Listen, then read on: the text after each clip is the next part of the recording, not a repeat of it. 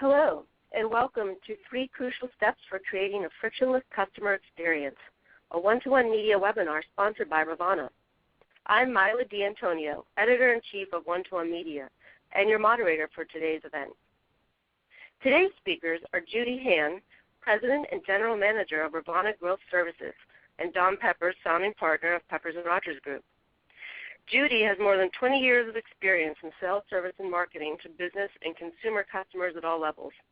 Her previous executive experience includes Senior Vice President positions at AT&T and Quest.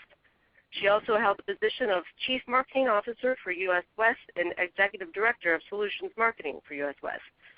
Welcome, Judy. Nice to be here. Don Peppers has been recognized for more than 20 years as one of the world's leading authorities on customer-focused business strategies. He's an acclaimed author and a founding partner of Peppers & Rogers Group. He is a popular voice in the worldwide media, and as a top 100 influencer for LinkedIn, he has more than 128,000 followers. Peppers & Rogers' latest book, their ninth together, is Extreme Trust, Honesty as a Competitive Advantage. Welcome, Don. Hey, thanks, Myla. Good to be here with you, Judy. Before I review the agenda, let's walk through the ON24 interface. If you have a question for Don or Judy, please click the red Q&A icon. If you encounter any technical issues with the ON24 system, please click the gold question mark for a list of FAQs. Please turn off your pop-up blockers because there will be a survey during the Q&A, and we really would like you to participate. If you're tweeting during this web event, please use hashtag #OneToOneMedia. Finally, all attendees will receive an email with a link to the archived version of this webcast. Let's review today's agenda.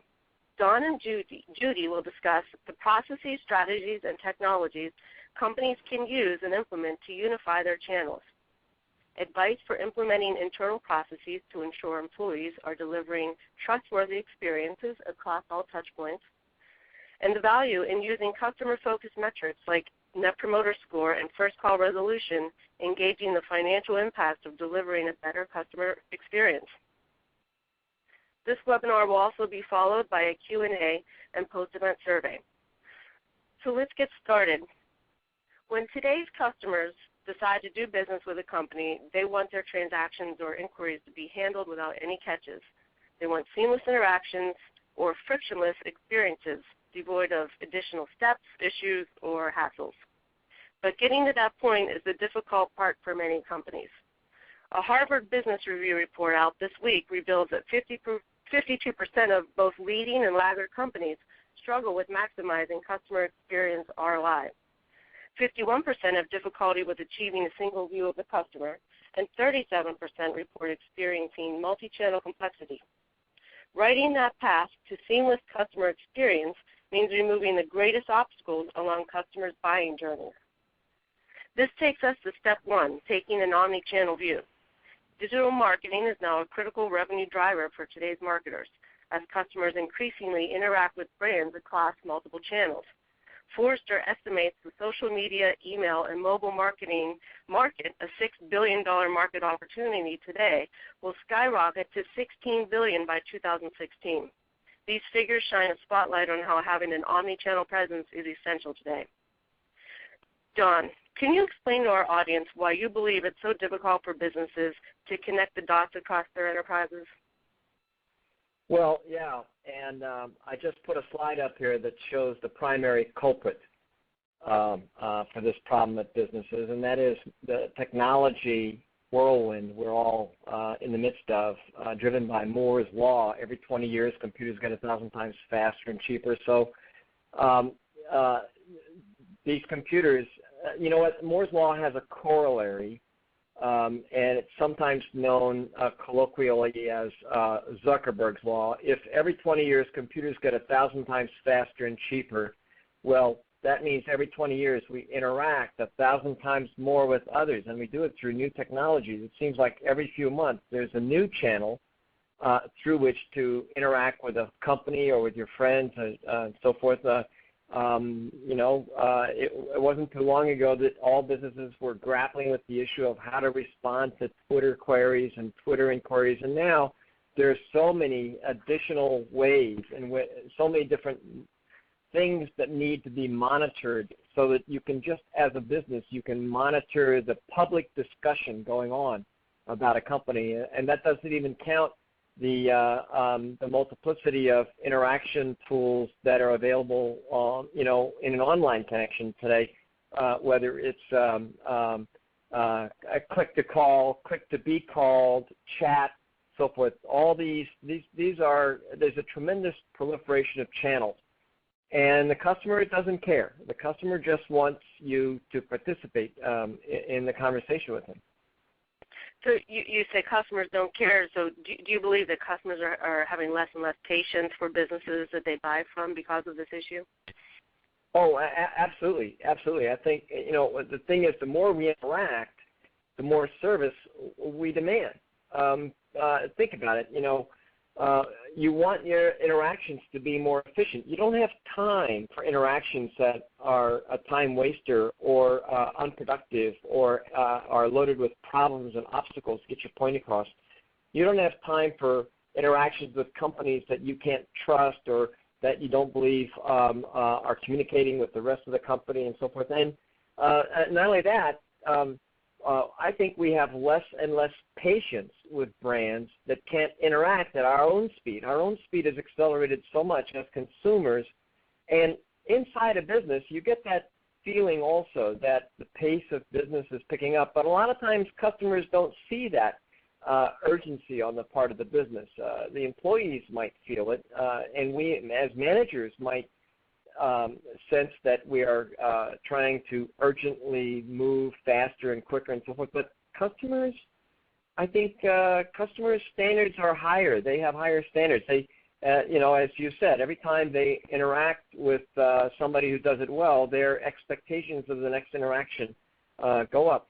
Let me just show you some figures from call centers. If you dial into a call center and you don't get answered immediately, 32% of the time the consumers just hang up. I don't have time to hold. I'm not going to hold for 10 seconds. I'm just not going to hold. 30%, about a third of consumers will hold for about a minute. Another third will hold for about 5 minutes, and only about 0.1% of people will hold for more than 5 minutes. What does that tell you? It tells you that people don't have patience. It used to be, 15 years ago, I don't know what the figures are from 15 years ago, but I would wager that 0.1% figure was more like 10 to 20% of people, because people were used to holding for 5 minutes or more before they could talk to a call center representative. And today, that's no longer good enough. Google has a term which they call the ZMOT, or the zero moment of truth. And it was popularized in a book by Jim Lesensky at Google called Winning the Zero Moment of Truth. But basically, a ZMOT is sort of the moment of truth that a customer has that's right at the time of purchase. A customer standing in the store aisle and Googles a product to compare prices. Okay, we've seen that. You price compare. You've got price match tools. You can always find a cheaper price on your smartphone app, and customers are doing that. Or a ZMOT is when a customer scans reviews of a product while sitting in a car in the store's parking lot. That's a zero moment of truth. Or another example would be if a customer were to check the opinions of social network friends before choosing which store to visit, for instance. That's a zero moment of truth. And this book, which came out in 2012, had some interesting statistics. They're a little bit dated now, but the trend, I'm sure, is the same. In 2010, the average shopper was consulting 5 sources prior to buying, but by 2011, that had doubled. The average consumer was checking 10. And in 2010, about 19% of shoppers checked social sources, but by 2011, again, that had doubled. So there's an incredible acceleration of activity, interactive activity on the part of customers to try to find things out. And, as a business, you have to be willing to participate in that in that search, the customer's search for information. The customer wants to have a conversation. They want to have a conversation, and you really want to participate in that conversation also. So ask yourself a few questions. How easy is it for your customer to find a phone number and actually make a voice connection? Believe it or not, there are still companies out there that hide the phone numbers on their websites intentionally to suppress calls, because calls are more expensive to handle than web interactions. That's like, that's shooting yourself in the head to save, to save your haircut. Or how about this? What % of voice contacts are preceded by unsuccessful online inquiries or issues? My argument would be perhaps maybe 5 or 10% of voice contacts 10 years ago were preceded by unsuccessful online inquiries. Today, probably the vast majority of first-time phone calls to call centers were preceded by unsuccessful efforts online, which calls into question the whole accuracy of what we call first call resolution. It's really not first call resolution at all if you handle it on the first phone call, if the phone call wasn't the first time that the customer tried to solve the problem. Or how about this? Does each interaction with a customer reflect what that customer has already told you? I can't tell you how many companies we talk to who don't really capture customer-specific information, even from transaction to transaction. And the customer, a lot of times, even in hot transfers, the customer pretty much has to start over again. And of course, the classic is the one where we all know the experience of having called the call center and you get an auto reply that says, use your touch-tone keyboard and tap in your account number or say your account number. So you put your account number in, and finally you can't get your problem fixed with the IVR, and so you ask for representative, sales, whatever, operator. Eventually you get a human voice, and the first question they ask you is, what's your account number, right? That's a classic. I mean, and it's the stuff of parody. It's so common. So your customers really want to have the conversation with you. The only real question is, do you really want to have a conversation with customers? Yeah, we've definitely have all had that annoying experience, Dawn. You also present some interesting stats there on how many sources a shoppers consult before making a purchase, which really points to how the sales marketing funnel has morphed over the past few years. With that said, Judy, how will integrating marketing and sales address the issue of turning an anonymous customer experience into one that delivers a more relevant, seamless customer engagement or conversation? Well, I'd love to discuss that with you. So, if you look at this page that I've just put up, there are 947 companies out there that have recognized much of what Don was just mentioning and have built tools that address some element of this changing world of sales and marketing.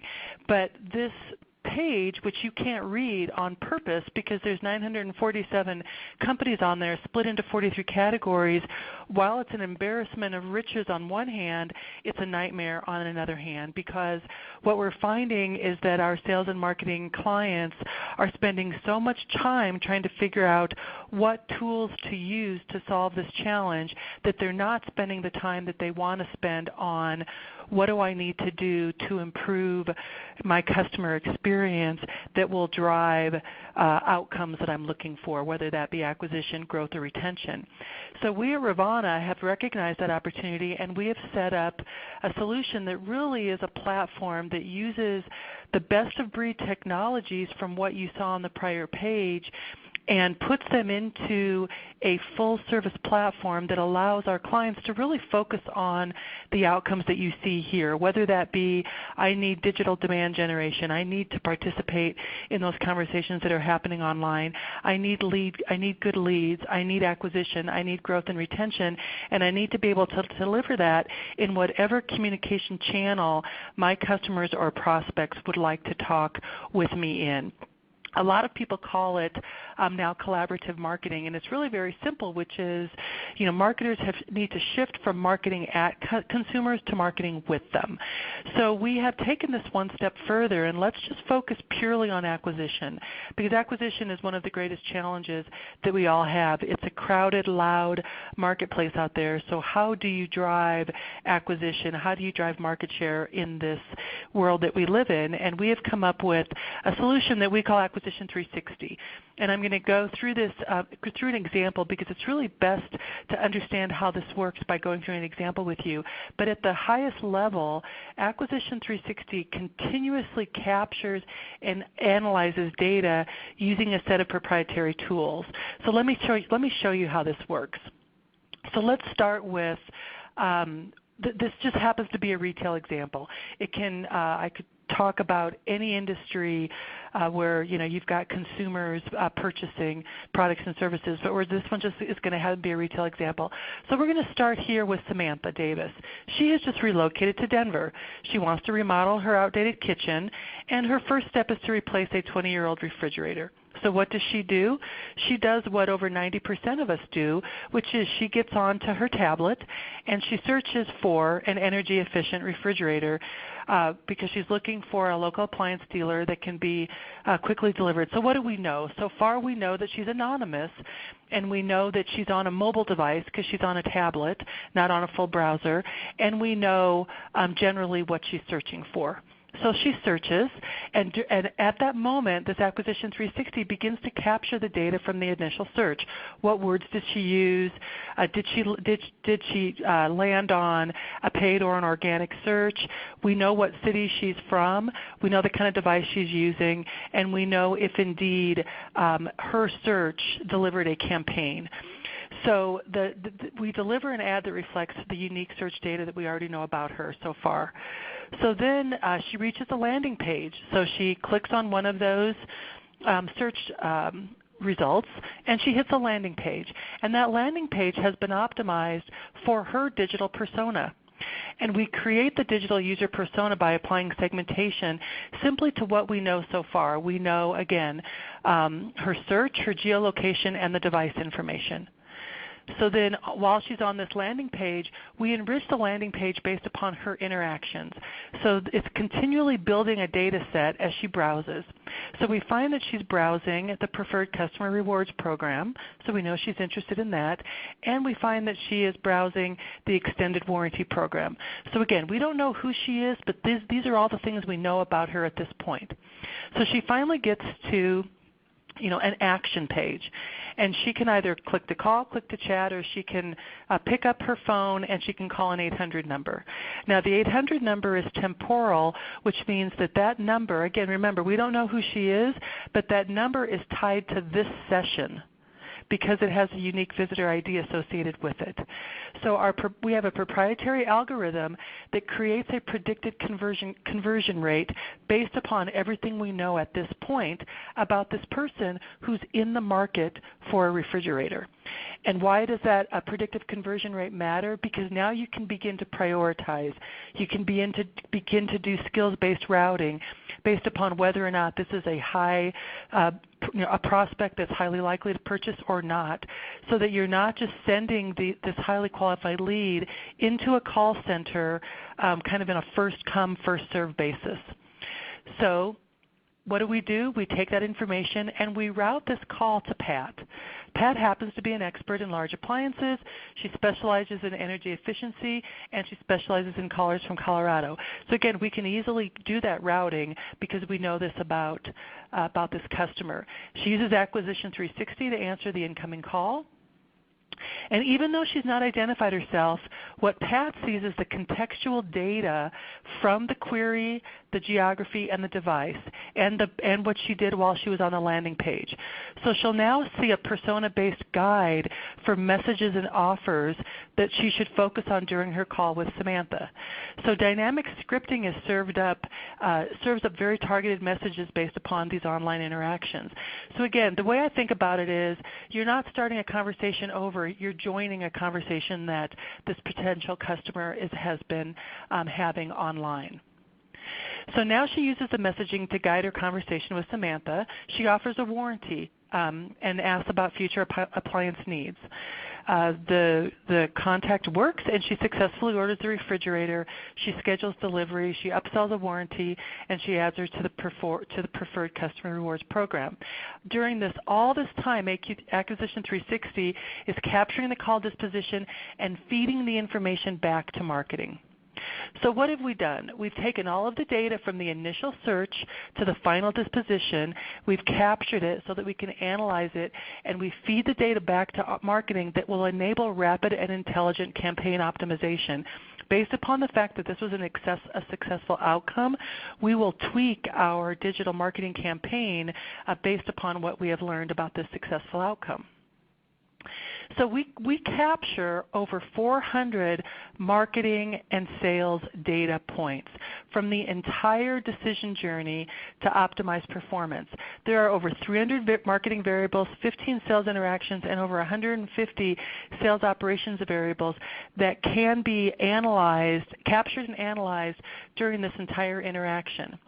And if you do that, you get great results. So here's an example of just one of our clients that we were doing this work for, and we found that one of the highly qualified lead sources that was not converting at our expected rate were customers coming off of a mobile device. And so we listened to calls, and we recognized that when a customer is searching off of a mobile device, they are not taking as much time to educate themselves on this product or service offering as if they were on a full browser. And so we knew that we needed to change the scripting for our reps to take the time to provide the education, to thoroughly answer all of the client's questions. And once we did that, once we changed that, we were able to improve our close rates by over 1,000%, as you see here. So we know that this kind of connection between sales and marketing really does work. So just to kind of recap, so again, this continuously captures, analyzes, and acts on data that uses a proprietary set of tools, all the way from the very beginning where if you optimize the digital marketing, you're going to increase your just your page views by 20 to 60%. If you then take that information and you dynamically route it to the right reps at the right time with the right kind of scripting, you're going to improve your rates there. You're going to improve your close rates. We've seen very, very high close rates as a result of getting the right customer to the right rep with the right kind of offers, the right kind of scripting at the right time. And then everything you learn about that, you obviously leverage that information. You feed it back into your marketing database so that you can improve your results at the back end. So that's obviously why we call it Acquisition 360, because it really does capture the entire journey. Great. Thanks, Judy. In a sense, it's also helping companies be proactive with customers, which brings us to step number 2, proactively protecting your customers' interests. And Dawn, I know you and Martha wrote in your book, Extreme Trust, how being reasonably trustworthy is no longer good enough, that only the extremely trustworthy will thrive. This points to this step in creating a frictionless customer experience. And Dawn, do you feel that the trust is more important to customers now, and why? Absolutely, Mila. And I think it's important. Obviously, trust has always been important, but it's even more important now, and I'll explain why it contributes to taking the friction out of your customer relationship in just a minute. But if you think about the elements of trust, what Martha and I looked at a lot of the writings that people have written, things that people have researched they've done, and so forth. And most authorities break the issue of trust down into 2 basic things. Number one, you have to have good intentions. If you want your customers to trust you, then they have to believe that your intentions are good, that you're not simply telling them something in order to get them to buy, but you're telling them something because you think it's in their interest, or that it's going to help them get better service or a better product, whatever. But the second thing is they also have to believe that you're competent to act on those intentions because, and both these things have to be positive because it does me no good that you have the best intentions of the world if you can't deliver a quality product or the product doesn't work the way it's supposed to or it's not delivered on time and so forth. You could think of competence and good intentions as doing things right but also doing the right thing. And we think this has become even more important today. We think today consumers have a much higher standard. We don't think it's enough anymore simply to refrain from cheating or deceiving customers. Yeah, you got to do that. You can't lie or steal from your customers, but that's not enough for the customers to trust you. They are going to expect, increasingly, they expect proactive trustworthiness. Or Martha and I have a term for that. We call it trustability. Trustability. And trustability is in the dictionary. Technically it's a synonym for trustworthiness, but nobody ever uses the word trustability. So Martha and I basically colonized that word for our own use. And when we use the word trustable, what we're talking about is proactively trustworthy. We're talking about somebody who goes out of their way to protect a customer's interest. To protect the customer's interest, sometimes even when it costs you money. And let me give you some examples of doing things right and doing the right thing proactively. USAA is the classic example, the most trusted financial brand in the world. It's got an NPS score in the high 80s. It's really a phenomenal brand, and USAA has made its reputation for high-quality service by constantly watching out for the interests of its customers. So they call them members. You're a member of USAA. I remember being a USAA customer once. 25 years ago, I'm buying my first house. I'm in Dayton, Ohio. The house costs like $29,000. I'm buying it on a GI loan, and I call up USAA. I'm a lieutenant in the Air Force, and I call up USAA and say, hey, I'm buying my first house. It's in Dayton. It's $29,000. I need a $29,000 home insurance policy. And they said, oh no, Lieutenant Peppers, you don't need a $29,000. That house is not worth $29,000. You're paying $29,000 for it, but it's on a city lot.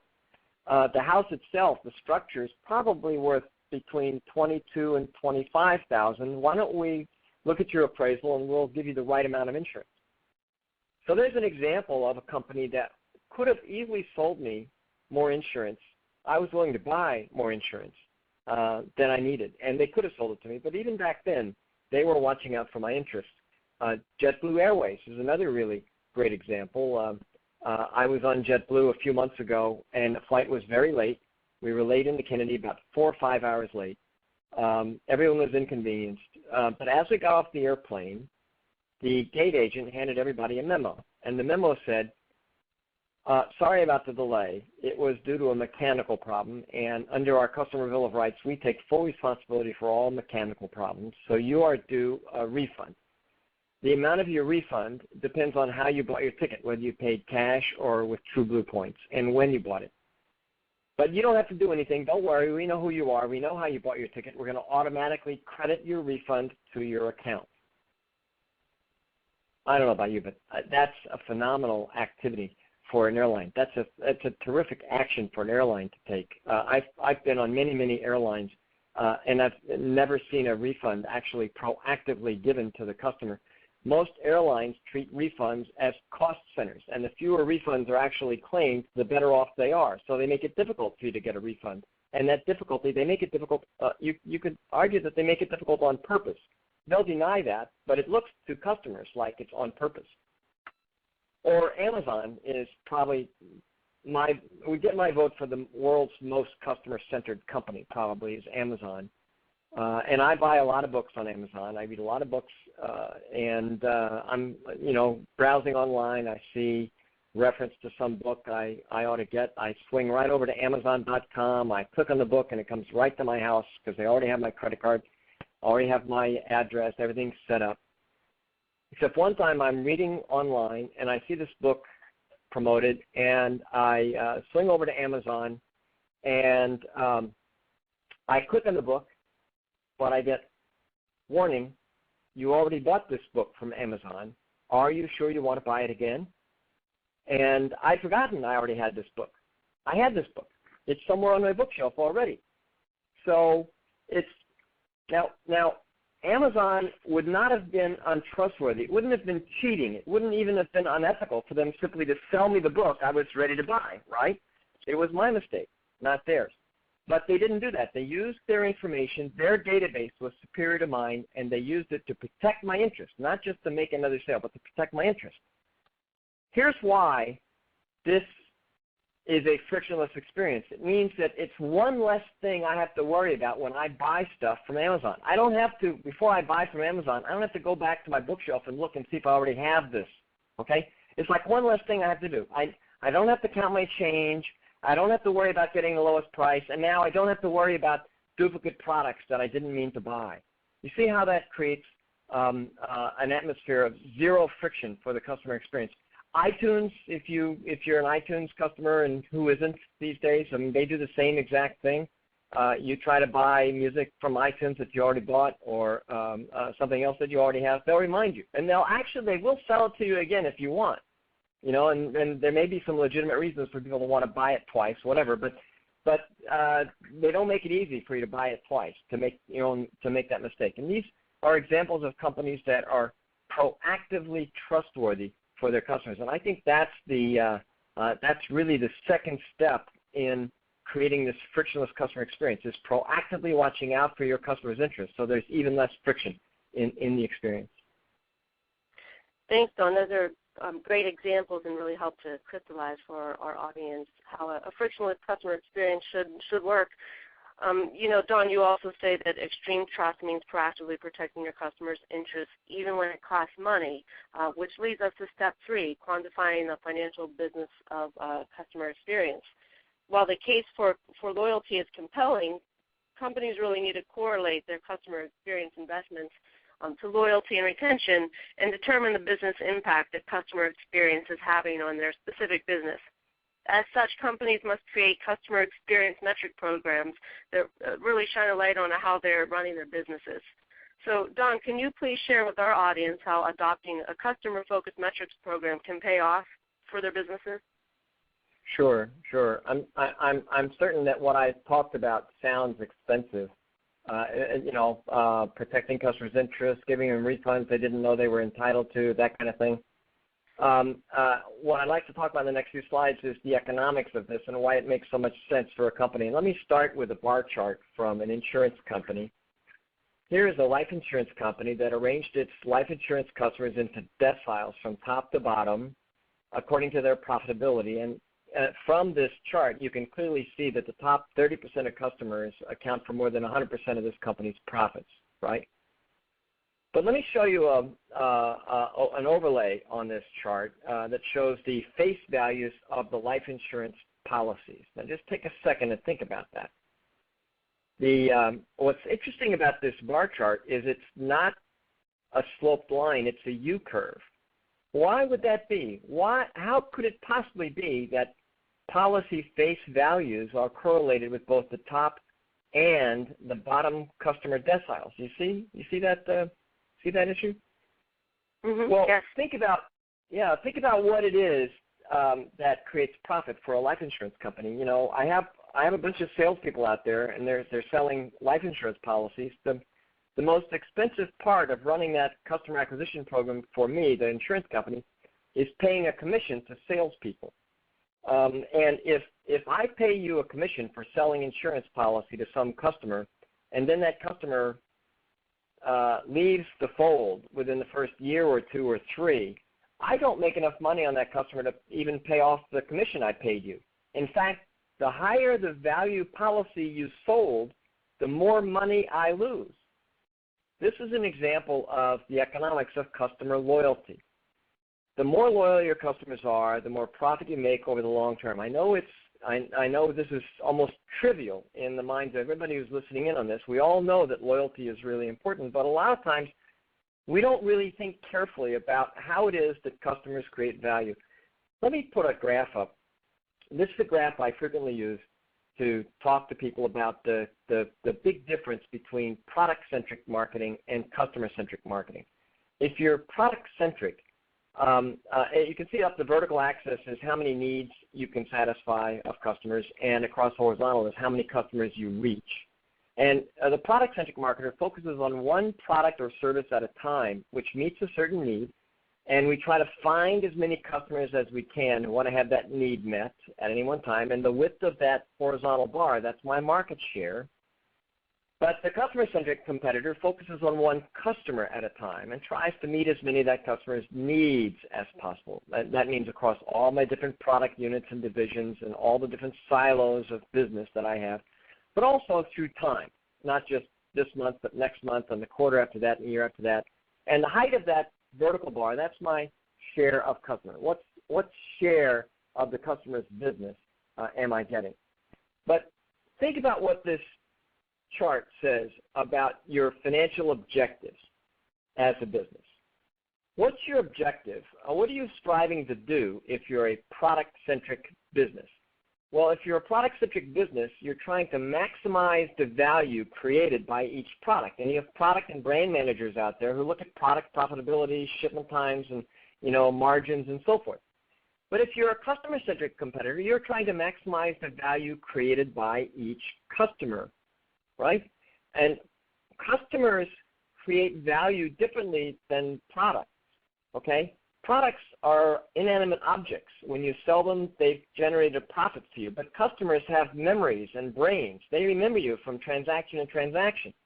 So customers create value in two different ways. Yes, they generate current period sales and costs, but second, they change their intent to buy in the future. If I have a really good experience with you, and on the basis of that experience, I intend to buy more from you in the future, then that good experience created more value for you today. Or let me suggest a little thought experiment. Let's suppose you have a valuable customer who calls into your call center or visits your retail store and they have a complaint of some kind. They've got a complaint. And for some reason you don't do a good job handling the complaint. And at the end of the customer's conversation, he hangs the phone up or he leaves the store angrier than he was when he came in. Okay? Didn't your business just lose a little bit of its value? I mean, your value as a business is the discounted net present value of the future stream of cash flow that you expect to receive. And that customer's cash flow is going to be smaller in the future. And perhaps a couple of his friends or colleagues might not buy as much in the future. And that tiny decrease in your cash flow may not add up to much with just one customer, but it could happen across lots of customers. And in any case, your value as a business has declined. And even though the cash effect of this bad experience on the customer's part won't be realized until the future, the value to your business, that value was destroyed with the flubbed phone call or the badly handled complaint. You see? So if you think about it, the value that a customer creates for you should be thought of as the profit you earn from the customer in this particular financial period, plus whatever change occurred in the customer's lifetime value in this particular period. So you're always trying to balance these two things. This is an optimization problem. It's an optimization problem because if you market too aggressively, you can damage a customer's lifetime value. You can decrease a person's lifetime value simply by sending him too many messages until he starts to tune you out. We all have that experience as consumers. Are we giving that experience to our own customers? Or the flip side of that is improving service. That costs money. You can increase customer lifetime values, but it costs money to do that. So the question that businesses have to ask themselves is how much increase in lifetime value can we get for how much current cost it's going to take? You see what I'm saying? And we're constantly trying to optimize these. Now, in order to figure this out, in order to think carefully about this, you need to know what are the drivers of lifetime value change, okay? What causes a customer's lifetime value to go up or down? We call these drivers the leading indicators of LTV change, lifetime value change. And Martha and I put them into 4 basic categories. You could probably recategorize them. You can do your own inventory, but there are certain classes of metrics that are what we call lifetime value drivers. The churn rate in the population, the frequency of purchase, the share of customer, the service contract, yes or no service contract, account penetration level, all these things. These are metrics that you might think of as drivers of lifetime value. When the churn rate goes up or goes down, the lifetime values of that population decrease or increase respectively. And there are behavioral cues, things like changes in an account profile or interactions or sales referrals. Let me give you an example of a behavioral cue. Let's say you run a credit card company, that your business is selling credit cards. There's statistical evidence that shows that if a married couple each have a credit card in a jointly held account, jointly held credit card account, and they each are active on the card, they are 4 times as likely to remain loyal through problems as they would be if either one of them just had the card by themselves. So if you have a married person who's a card member and you can successfully get that person's spouse to sign up and activate the card as well, you've increased that customer's lifetime value to you significantly. That's a behavioral cue.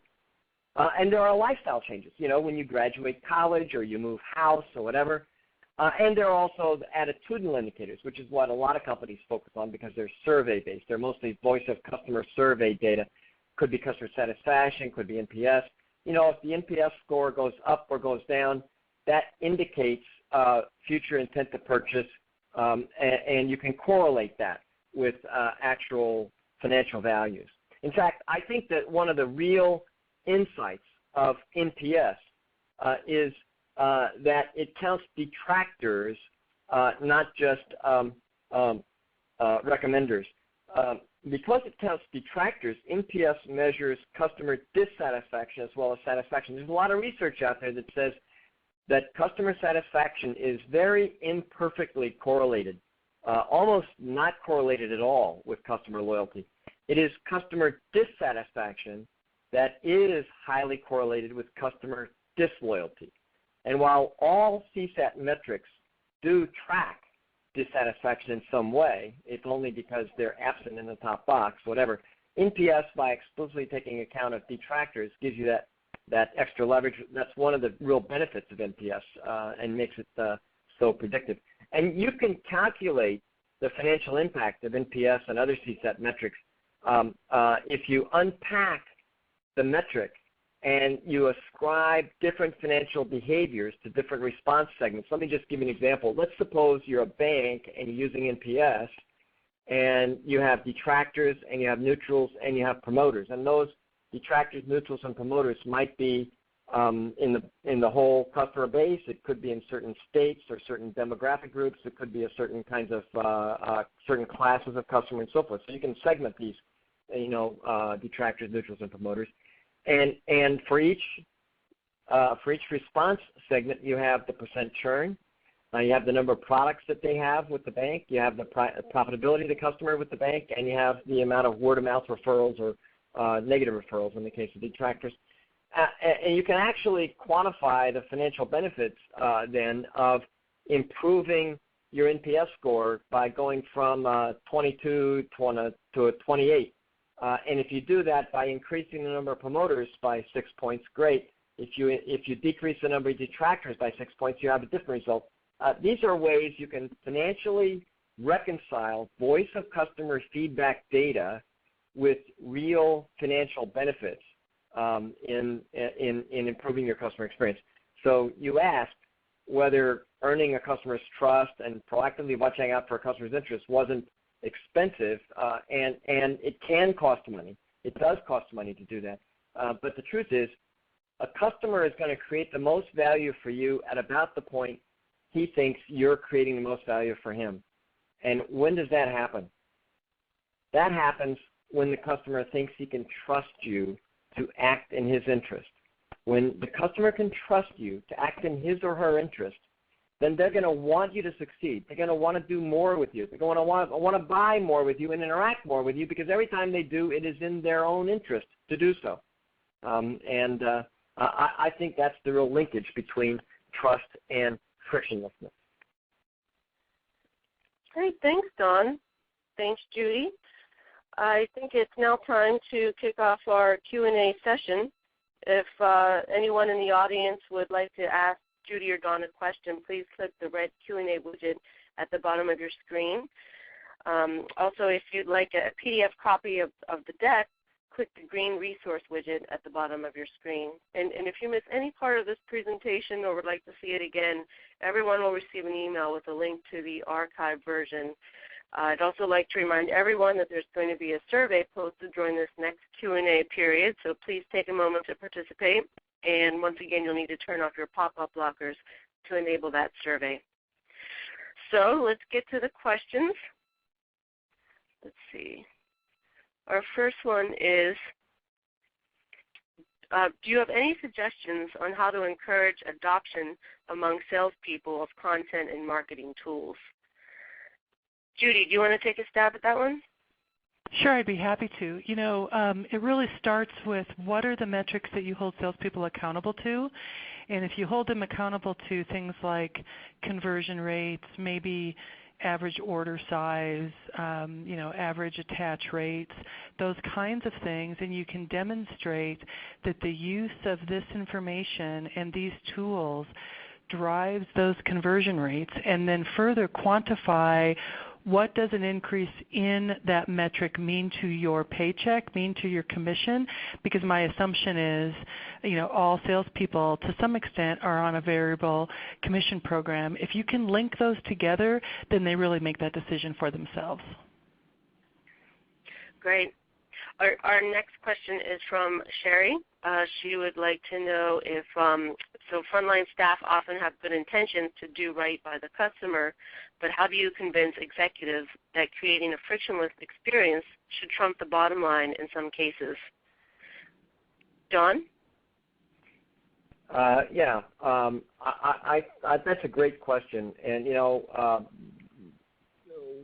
I talk to a lot of call center people, a lot of contact center people, and on the whole, those folks are closer to your customers than you are, Mr. Executive, and they know a lot more about what customers really want than you do, Mr. Marketing Analyst.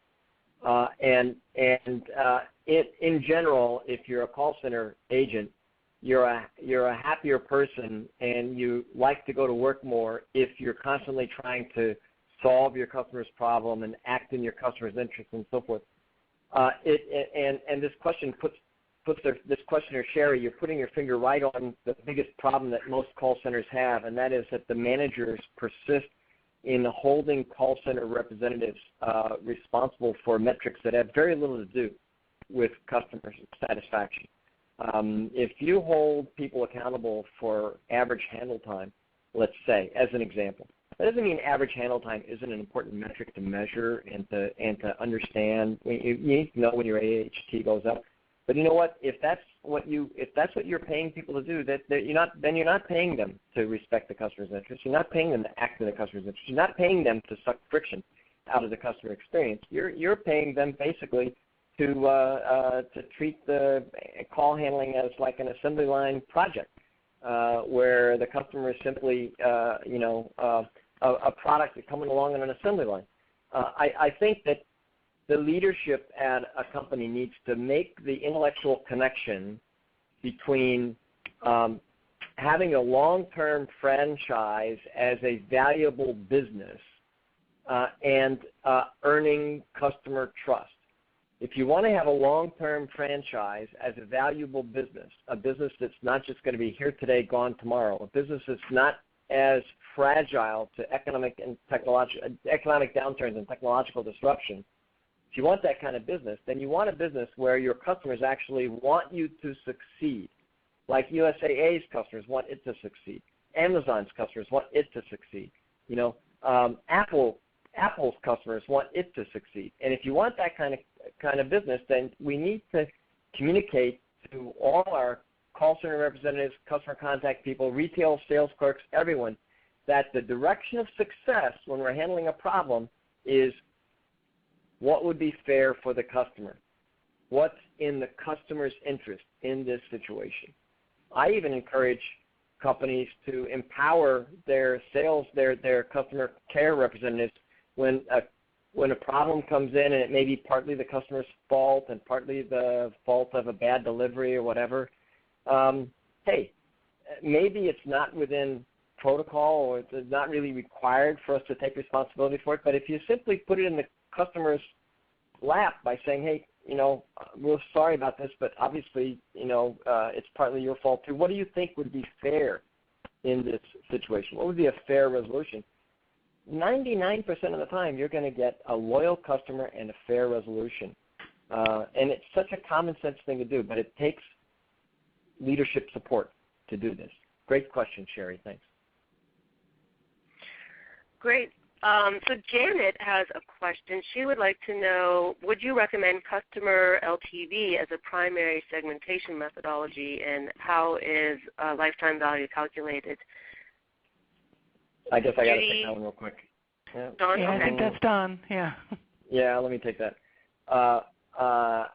I think that segmenting customers by lifetime value is a good strategy. It's not always the right methodology for segmentation. I think the right methodology for segmentation is needs-based segmentation, not value-based segmentation. That is, I have some customers who are shoppers and considerers, some other customers who want my considered opinion, my judgment, whatever.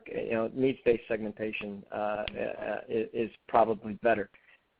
In terms of calculating lifetime value, there are books written on this. It's an analytical problem. You need to start with data, and don't forget, you can never actually know what a customer's lifetime value is because you're predicting the future. But with enough data, you can make reasonably educated guesses about what customer lifetime values are, especially across larger populations of customers. And in data-rich businesses like retailing and finance and telecom, they're doing it all the time. It's standard process. This is not rocket science. It's complicated, but it's not at all impossible. Great. Thanks, Don. Matthew has another great question. He would like to know, we have our customer service staff on salary, no commission. Should we consider giving performance-based performance, for example, give them small bonuses for each customer save, and how should we structure this?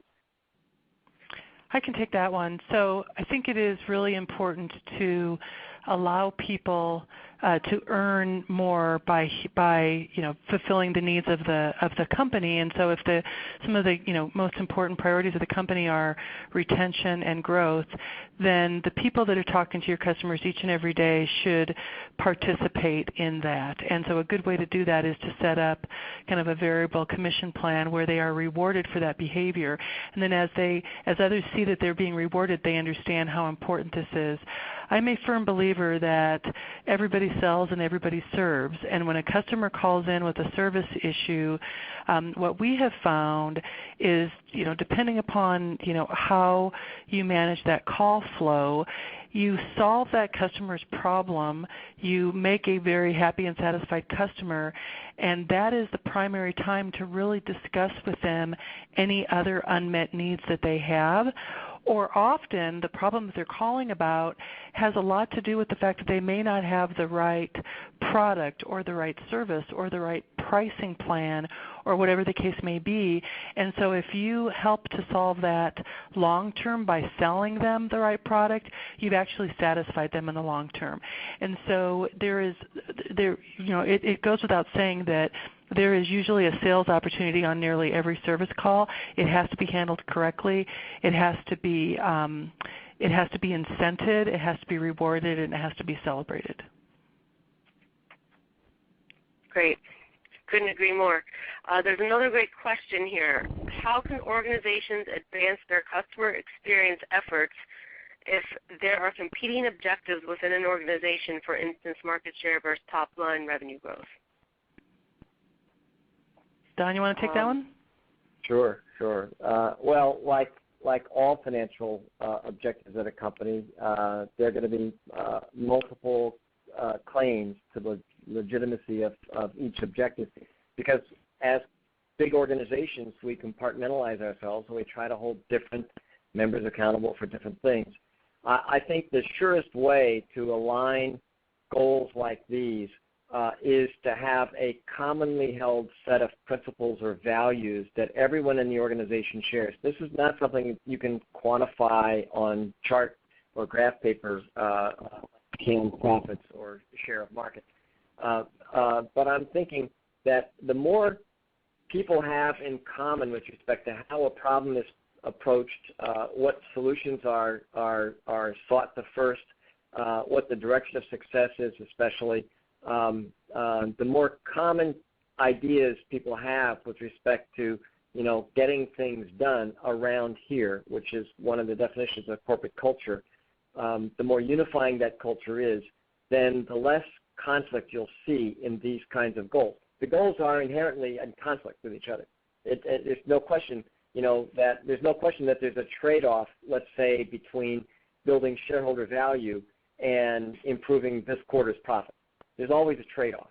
You can't give up this quarter's profits, but you certainly don't want to do it at the expense of shareholder value. And when those problems get out of whack, that's when companies get into real trouble. I think the solution to that is not a metric. There's no magic button. There's no, press one here and get the solution answer.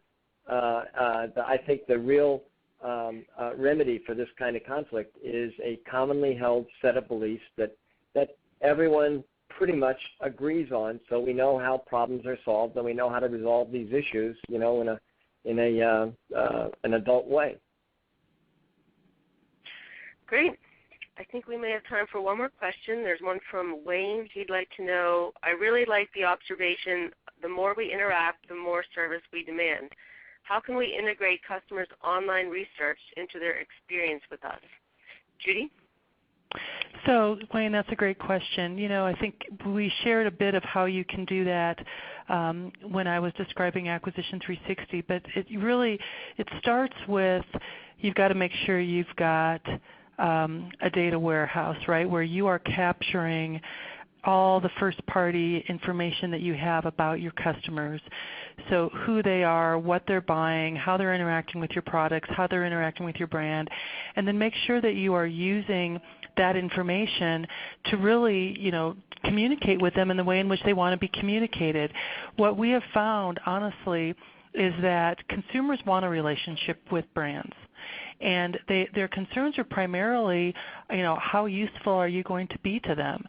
So the more you use this kind of information to have relevant conversations with them, the more value they're going to see in you as a company and in your brand. And so you absolutely should be using everything that you know about these customers. They expect you to be using this information about them. That's why they're putting it out there, so that you understand what they need, why they need it, and how they would like it. And they expect you to use that information to serve them well. And when you do so, you're going to have happier, much more loyal customers that are much more advocates. There's all sorts of studies out there that show, that customers are happy to opt in to get information from brands, as long as the information that they're getting is consistent with things that they want, things that they have previously purchased. That their satisfaction goes up if you demonstrate that you know who they are on every interaction that you have with them. Great question. Great answer. So I think we're out of time, so thanks to Judy Hand and Don Peppers, and thanks to everyone for joining us today. This concludes 3 crucial steps for creating a frictionless customer experience, a one-to-one media webinar sponsored by Ravana. On behalf of the entire team, thanks for attending and have a great day. Thanks.